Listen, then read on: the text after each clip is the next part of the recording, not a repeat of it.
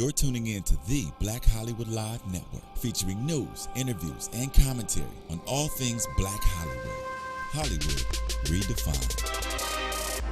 From Los Angeles, California, presented by Maria Menounos and streaming live thanks to Akamai Technologies. This is Black Hollywood Live. Justice is served. Featuring the week's roundup and commentary on legal news. Black Hollywood Live. Hollywood redefined. You're listening to Black Hollywood Live. And now, the host for Black Hollywood Live, Justice is Served. Hello, everyone, and welcome to this week's edition of Justice is Served, where we bring you the latest in legal trending news on a weekly basis here on Black Hollywood Live. My name is Sara Azari. I'm a criminal defense attorney and one of your three hosts here on the show, joined today by my co-host, attorney Chelsea Galicia. Hi, Chelsea. Hi there. All right, so We should mention, good luck, Mari. Our third co-host is out taking studying. the bar. Yes. I just want to ask our viewers to stay with us through the show. We're going to kick off the show with the Josh Duggar sex scandal and what justice really means in that case. And then we're going to follow through with, on the docket, indictment of all 6 Baltimore police officers who are responsible for the death of Freddie Gray. And what, if anything, did Bill Cosby say in response to the 30-plus allegations of drugging and sexual assault by a whole slew of women? And finally, the quadruple mansion murder in Washington, D.C. So please stay with us. We're going to start with our case of the week. 27-year-old Josh Duggar, who is the eldest son of the 19 Kids and Counting hit reality TV show on TLC, has come forward and admitted to allegations of child molestation that were printed by In Touch magazine last week. Apparently, In Touch magazine had gotten a hold of an old police report from 2006 from Springfield, Arkansas, and it was a very detailed investigation that occurred just before Christmas of 2006, where the Springfield, Arkansas police spoke to actually pretty much all of the kids in the family. Apparently, some of these victims were his sisters, and some were, I don't know if they were cousins or relatives, but they were definitely related to him. And interestingly, how this police report even got to the attention of the police was because in 2006, Oprah was going to have the family on her show, and somebody who had gotten a hold of a letter inside a book basically laying out what these accusations were and these incidents were, emailed Harpo, which is Oprah's production company, and alerted them to the fact that, Josh Duggar had done these very bad things to his little sisters back in 2002 and 2003. And so obviously Oprah canceled that edition or canceled their interview, and then the police started investigating this. And however, the statute of limitations had run. And in fact, at some point, Josh Duggar was supposed to go in and talk to the police, and his dad lawyered up and never produced him to speak to the police. Now, Chelsea, there's a lot of issues surrounding this that we're going to definitely try to cover because it's very interesting. The allegations in the police were extremely detailed, and his response, Josh's response the next day were, I acted inexcusably when I was a teenager. At the time he was 14, and I'm extremely sorry for that, and I deeply regret it, but my parents sent me and the victims to counseling, and it's sort of like everything's behind us, everything's good, I turned to God, I love Christ, and that's justice, essentially, in within this family, it appears. The parents, apparently, in 2002, the first time Jim Bob found out about it, Jim Bob told him that, disciplined him, whatever that means. And then he did it again. And I guess one of the kids came to the parents and told them that, their vagina and their breasts had been touched while they were asleep.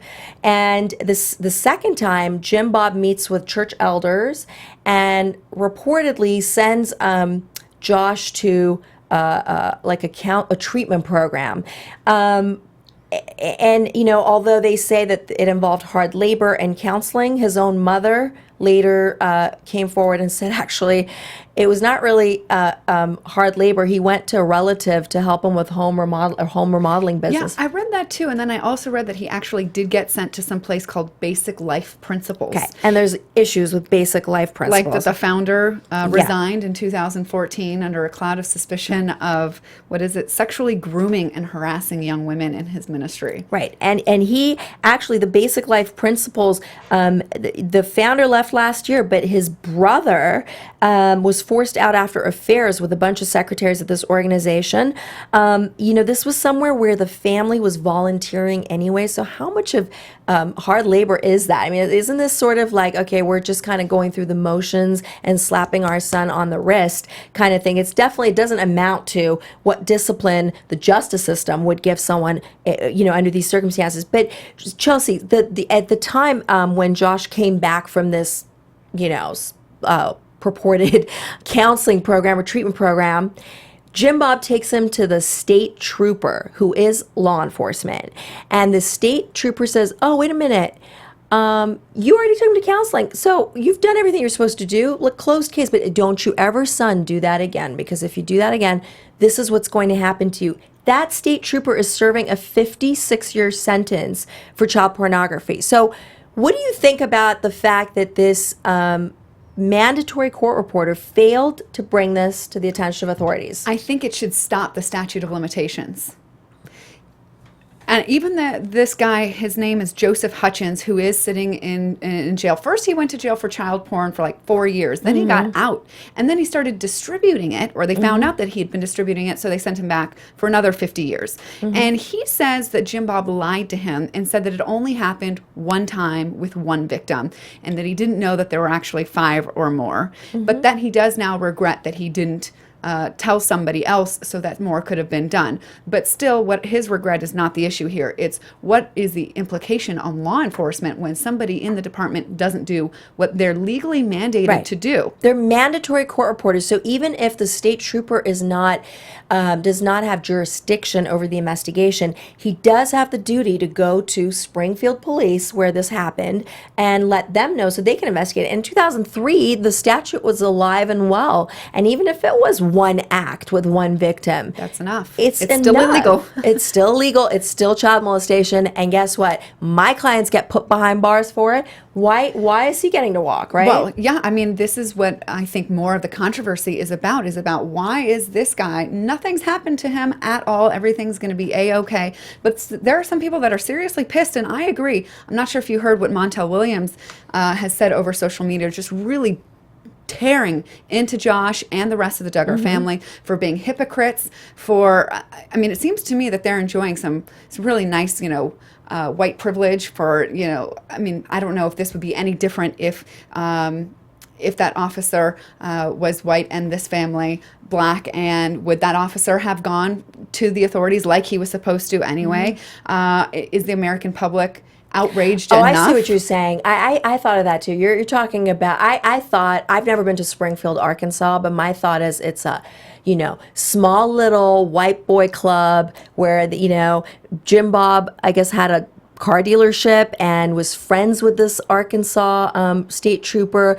Definitely there's some we got each other's back white boy thing going on here. Definitely. Not cool. Right. And so I think that the outrage, I mean, is very deserved. And people like Mike Huckabee are saying, oh, he deserves forgiveness. Well, first, I think he should also apologize to the people that he has been so judgmental towards. I mean, that's the other part of this story, is that not only has he done something so egregious, but at the same time, he and his family are on this rampage against the lesbian, gay, transgendered community. And abortion, anti-abortion. And, right. So, 19 kids in this family. They're like, as many as you need to have, just pop them out, Even if they turn out to be dangerous. Well, right. I just think that if Josh ever wants to be left alone, that he should, because I'm sure he wants to be forgiven, and that's what everybody that is in support of him is saying, is he needs to be forgiven, he needs to be forgiven.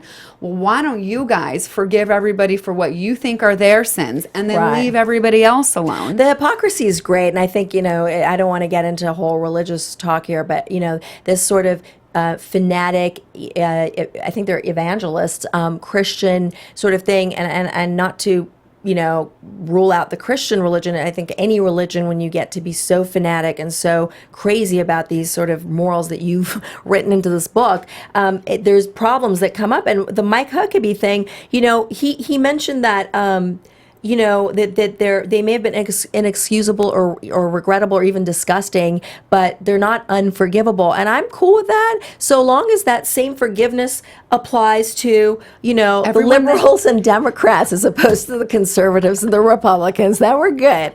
We're good. So, I think the political aspect of this is also huge, because this family has endorsed a lot of politicians, a lot of conservative causes. And so what does this now say about them? Some of the things that I thought of, Chelsea, as I was, reading more about this was, the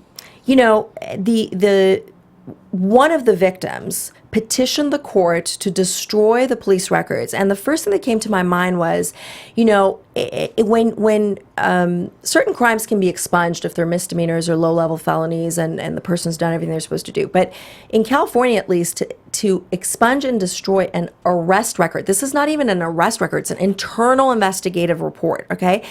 You need to prove factual innocence, which is a huge hurdle that most people cannot meet.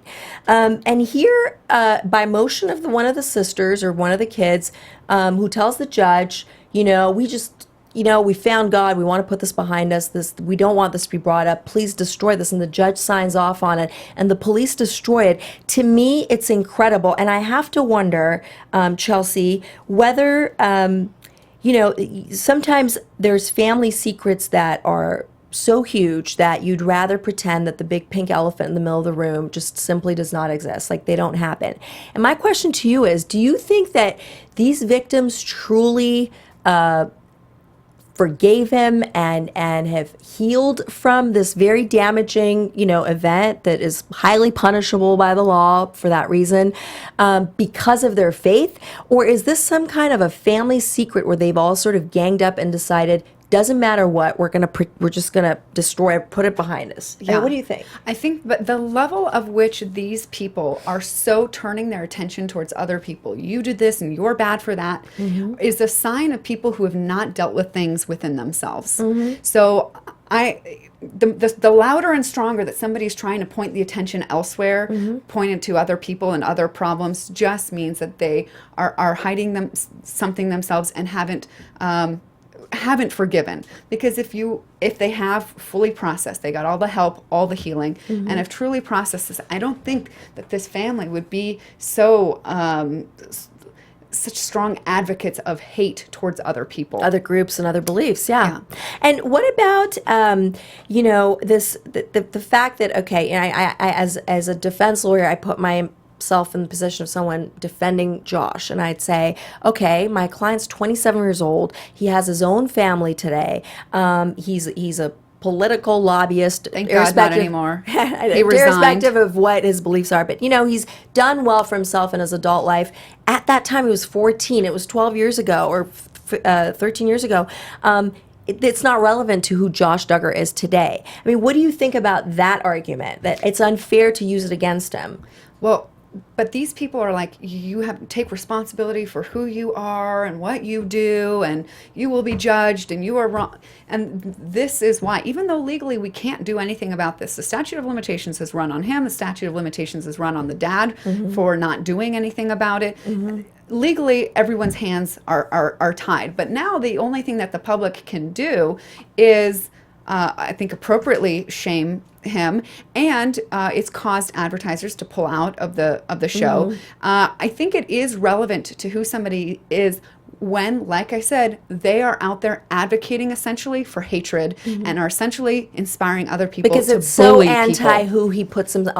who the family puts themselves out to be. So that's why I know that it is still a part of who he is. And also from a legal perspective, I find it unfair. I think that, somebody who, Josh Duggar, had he been brought to justice, very well may have been a registered sex offender for the rest of his life, okay? And there are so many people on that list online who have done really minor things like, pat on the butt, for instance. I mean, not the full-on fondling and that sort of behavior.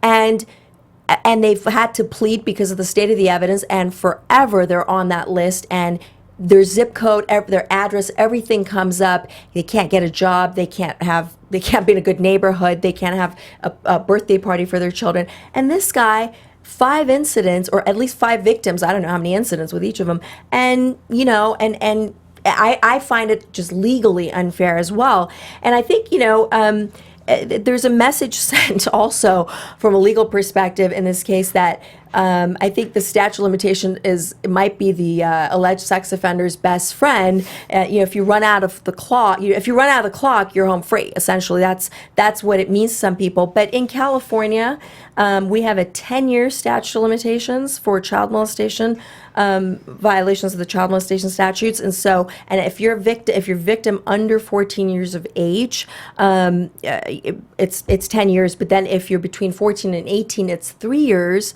Except it's still 10 years if the perpetrator was at least 10 years older than you. So, I mean, we've got, for the most part, let's say it's 10 years. I mean, we've got a pretty long stat. And that's because a lot of times people don't feel comfortable to tell their parents, hey, my brother did this to me, my uncle did this to me, or mom, my stepdad did this to me, because this does happen a lot within families.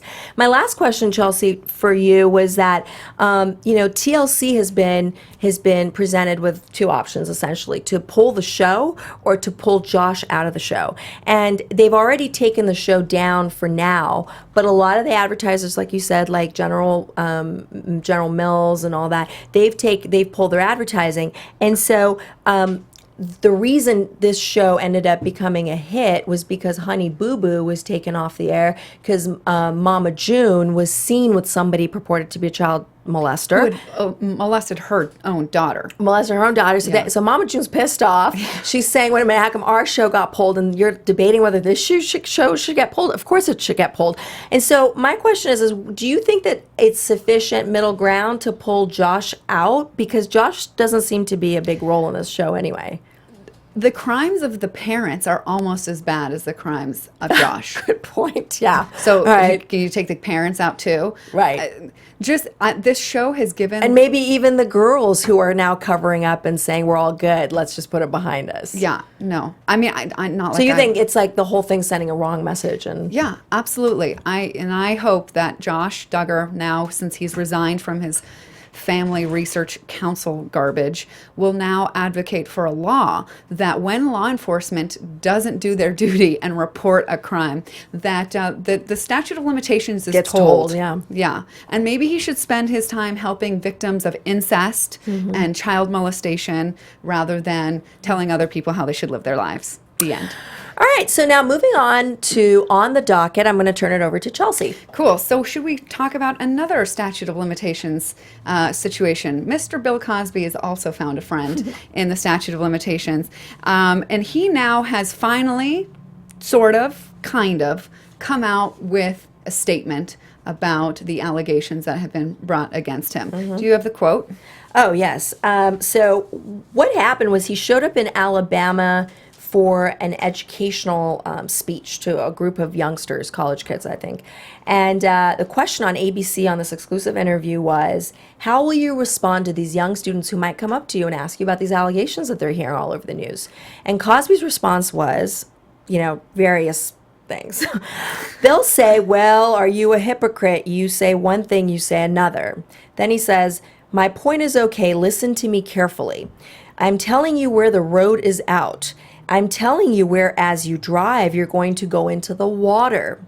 Now, you want to go here, or you want to be concerned about who's giving you the message? And then also he says, it's interesting, when I talk to people, they will say this is a situation that's unprecedented. I, my family, my friends, I have been in this business for 52 years. I've never seen anything like this. And reality is the situation, and I can't speak. Sorry. What does that mean? Okay, so I've taken, I have 2 things to interpretations. Okay, so basically that second thing about I've never seen anything like this. He's right. Great, and that doesn't mean that you didn't do it.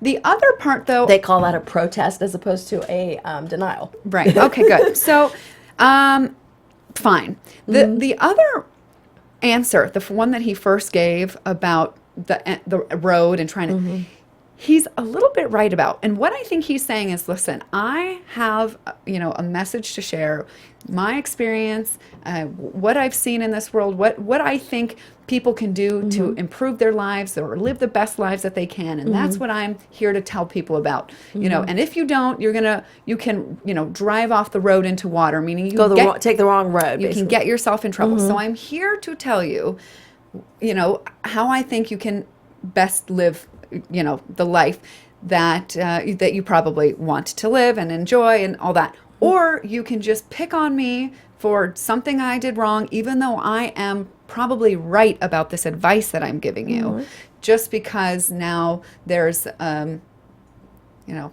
some people that don't like who he is as a person, and there's some credibility that's been destroyed in him as the messenger. And I think that we could still listen to Bill Cosby's advice if you want, not that you have to, and separate that from the man who is giving the advice, whereas most people only listen to advice if the person has credibility. Right.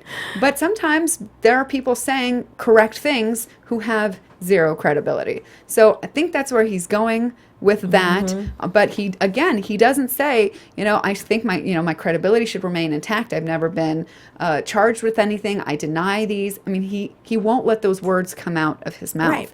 I find it interesting, and that's one of the things I was going to say as well, that he's protesting. Somebody that feels strongly about not having done what he's alleged to have done, it does not say, I would not do that. That's not the kind of person I am. I couldn't possibly do that. Those are all things that are, in my line of business considered protests as opposed to denials. Like that, I did not do this.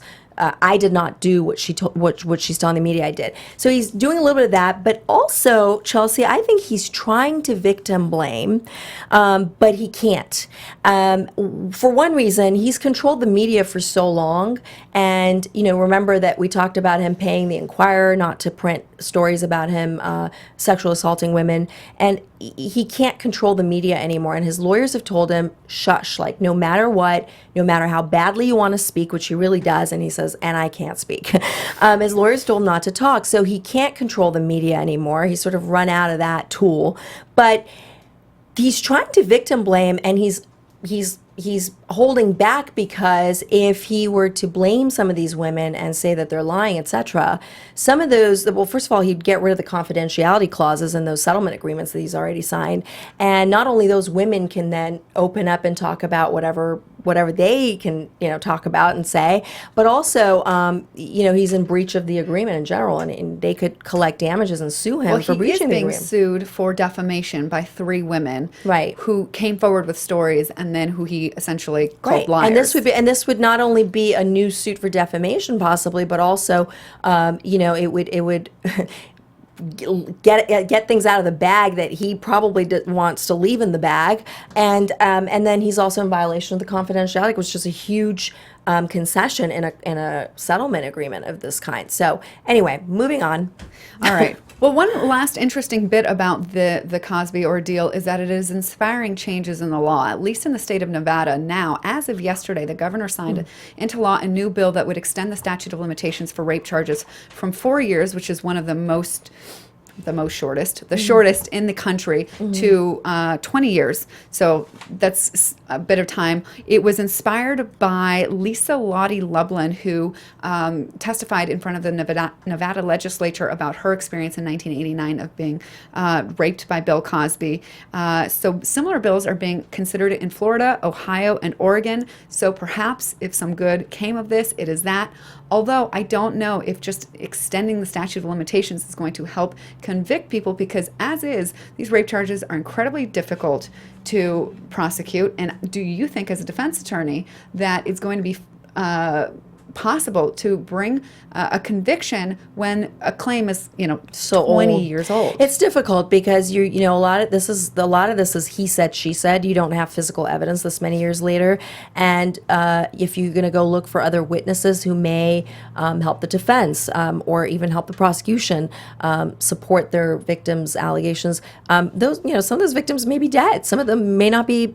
You can't locate them. There's all kinds of evidentiary problems, I think, with these types of cases when they're so old, and that's why we do have statutes of limitations so that the person doesn't get blindsided into having to defend a situation that they can no longer defend. But I also think, I wonder whether the bill that you just talked about in Nevada and the like in other states is retroactive, and whether is it just a response going forward, or is it going to apply to this particular woman's? I doubt it will go backwards, but I hope Okay. it doesn't give women a false sense of security that they can wait a long time, Right. and that they should, as soon as they most comfortably can, go forward. Well, a lot of these women didn't wait, but I think the climate back in the day with Hollywood and who Bill Cosby was, he had so much control and power, and then his lawyer, Marty Singer, I think a lot of these women were shut down. They were not believed. They were told to shut up if they want to keep their job. They're not going to go after Bill Cosby.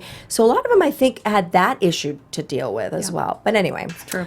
I'm sure Mr. Cosby will come up very soon in one of our upcoming editions of Yes. Justice is Served. I'm sure too. All right, so now a follow-up to the Freddie Gray story. The grand jury has come back with charges against all 6 officers that State Attorney Marilyn Mosby had originally charged for their role in Freddie Gray's arrest and subsequent death. To me, the charges that the grand jury came back with were strikingly similar, so that validated Mosby's charges. Some of the charges were reduced. A couple of them had false imprisonment charges dropped. All of them were additionally charged with reckless endangerment, and that's probably for the fact that they didn't get him help when he asked for it and when it became obvious that he needed it. But Mosby didn't seem concerned about the change in the charges. She said new evidence had come forward, and as they should, the charges were sort of amended and changed. The false imprisonment was such a small thing compared to what, these are homicide and assault charges, which are far greater than, false imprisonment. So it's really not a big deal. So no surprises for you about the actions of the grand juries or the charges that they brought? I think I'm not surprised that they came back with an indictment.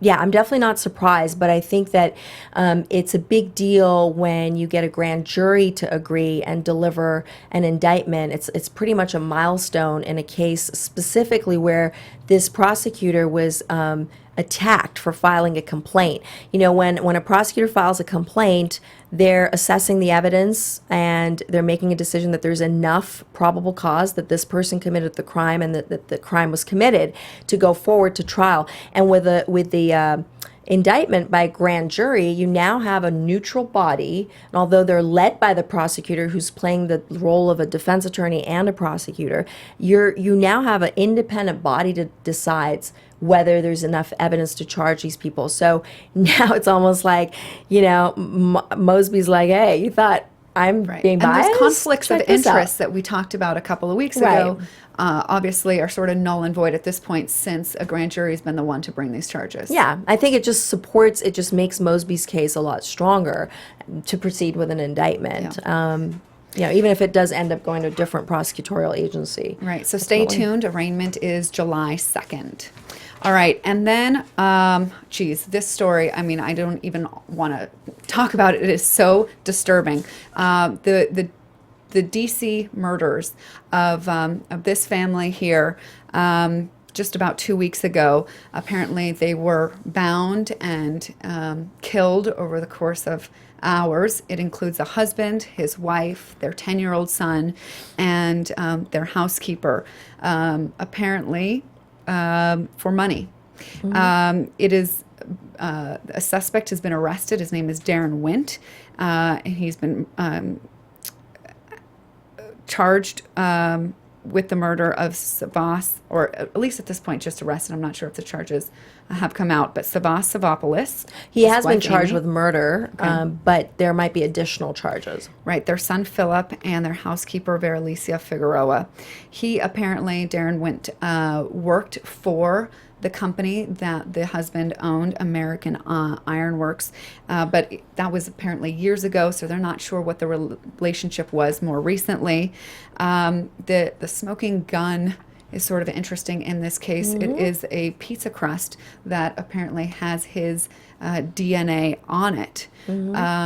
But one of Went's prior's attorney has said that is not him. That is not his DNA on the pizza. Doesn't even eat pizza. That pizza was delivered outside of the home. The murders occurred. Well, I in the think he's home. also saying even if it is his DNA on the pizza, that doesn't mean he went in and did these crimes. How's that? He's such a gentle, nice guy. He would never do something like this. Again, that's a protest, but Right. but he's his lawyer, so.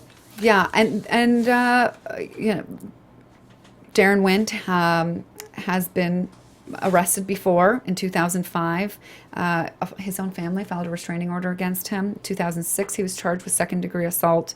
Same with 2009, second-degree assault and a fourth-degree sex offense. 2009, convicted of second-degree assault. 2010, charged with burglary and property destruction. And despite his attorney trying to point out that most of the times he was charged with something, he had always pled guilty something much, much less, like an open container. It still doesn't stop his family members from describing him as somebody who's hostile, arrogant, who doesn't listen and thinks he knows the law. Really sad, scary. I mean, this is like the subject of my worst nightmares. Do you think that the evidence and motive in this case is strong enough to get a conviction? Yeah, so let me just real quick touch upon the crimes that you were mentioning, because he hasn't been, I don't think he's been arraigned yet, but he is booked on first-degree murder with no bail. And I think there's a lot of things going on here that ultimately he's going to be charged with once the investigation is complete. I mean, arson for one, because he burned the family of four. The two daughters were away at boarding school, thank God. But the husband and wife, the 10-year-old son, who was also, apparently according to the evidence, was also tortured before he was killed. And then one of the two housekeepers who was present.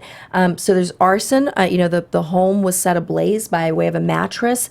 It's a home invasion robbery, and it's a kidnapping for sure. The guy was in there for 18 hours. And like you said, the longer the suspect stays at a crime scene, it just tends to show that they're comfortable with that home.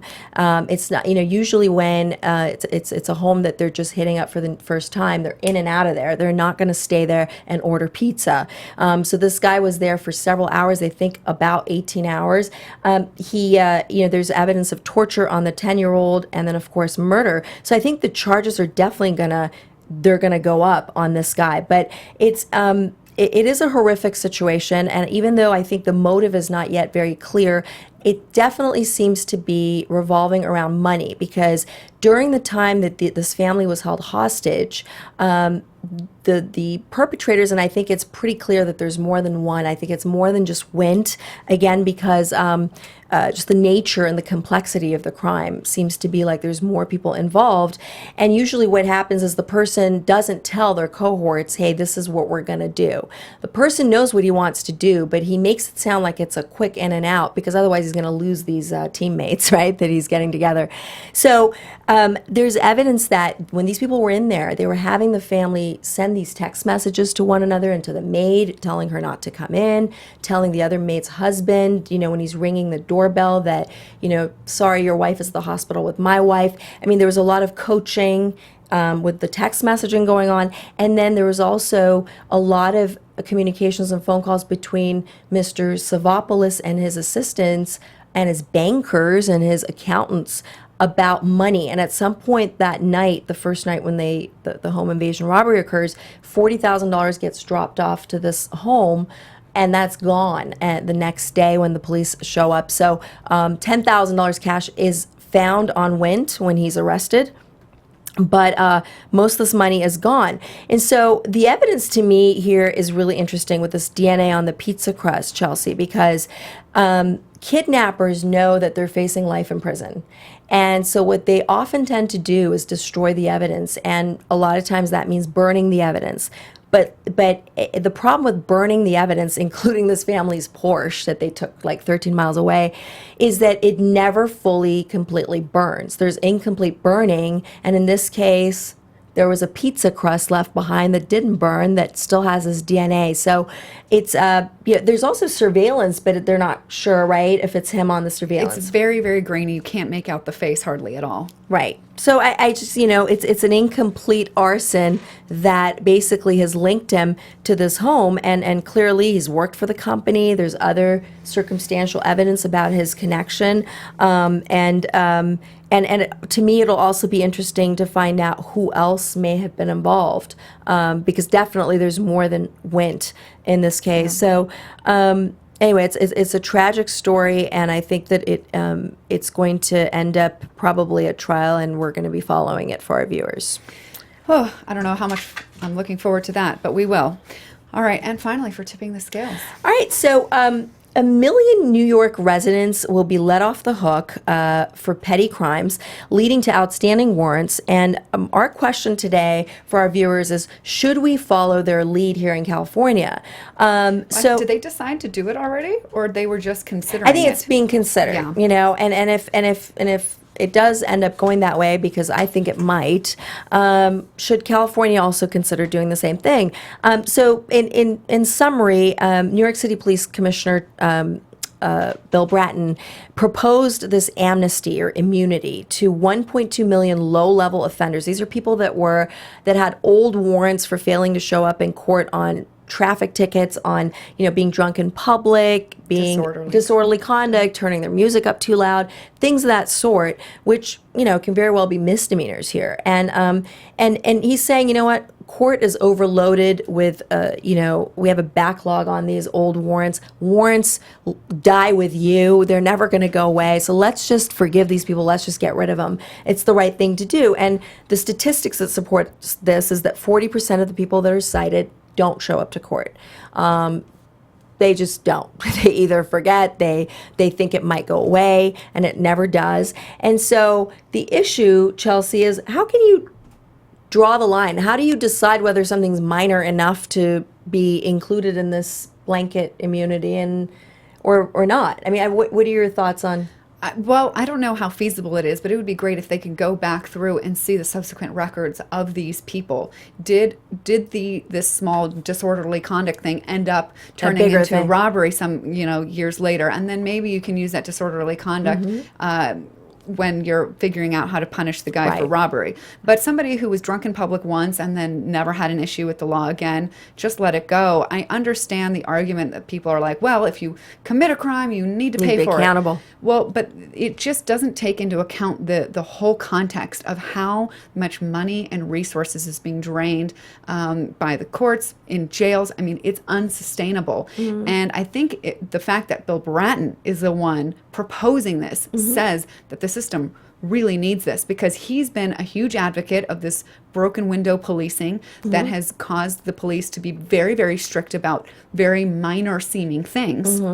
And now he's kind of saying, perhaps we went too far, and we got ourselves in over our heads with how many people were affected by this.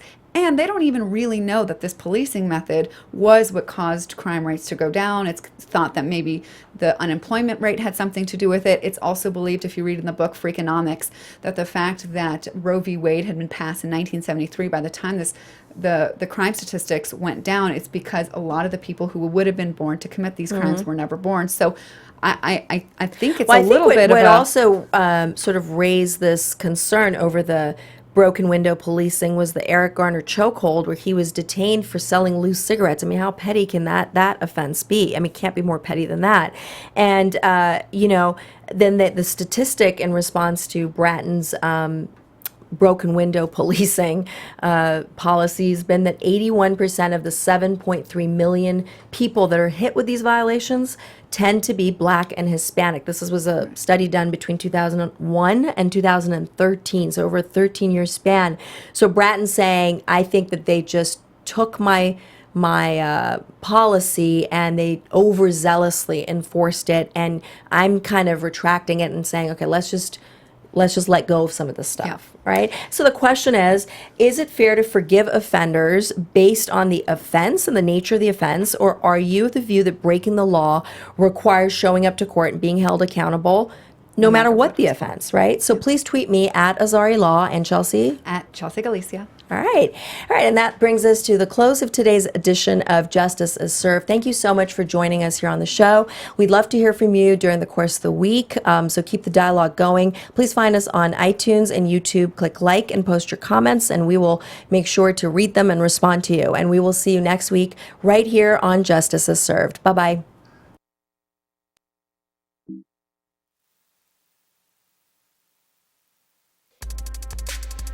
From producers Maria Menounos, Dario Kristen, Tiana Hobson, Kevin Undergaro, and the entire BHL crew, we would like to thank you for supporting Black Hollywood Live, the first online broadcast network dedicated to African American entertainment. For questions and comments, contact us at info@blackhollywoodlive.com. Like us on Facebook, tweet us or Instagram us at BHL Online. And I'm your BHL announcer, Scipio. Instagram me at Planet Scipio.